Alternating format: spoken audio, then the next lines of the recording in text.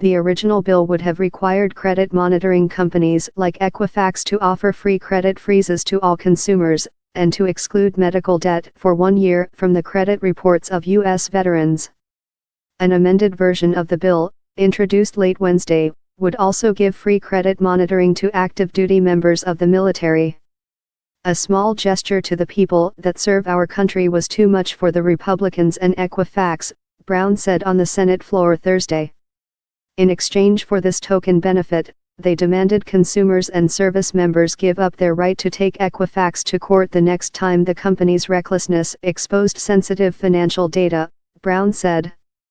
Last year, Equifax admitted it had allowed cyber criminals to steal personal information relating to more than 143 million Americans whose credit histories the company had tracked.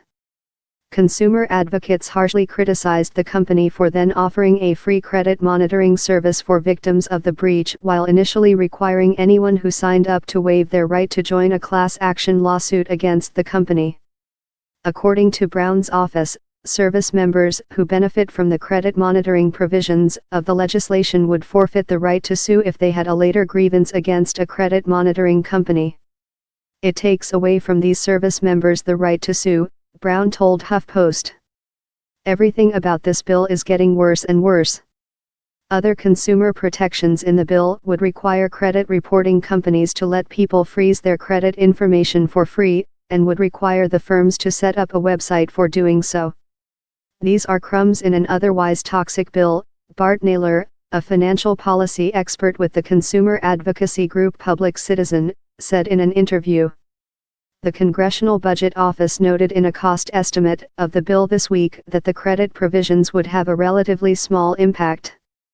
Of the provision prohibiting charges for credit freezes, the CBO noted that only about 0.3% of Americans with credit reports have frozen their credit, and a number of states already prohibit such charges.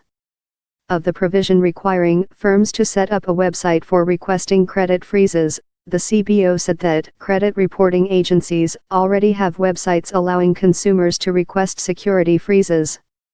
Of the provision disallowing credit reporting agencies from reporting medical debt incurred by veterans for a year, the CBO said credit reporting agencies already have a 6-month delay on reporting medical debt for all individuals.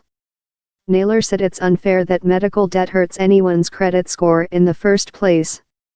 This story has been updated to include additional details about the amended version of the bill.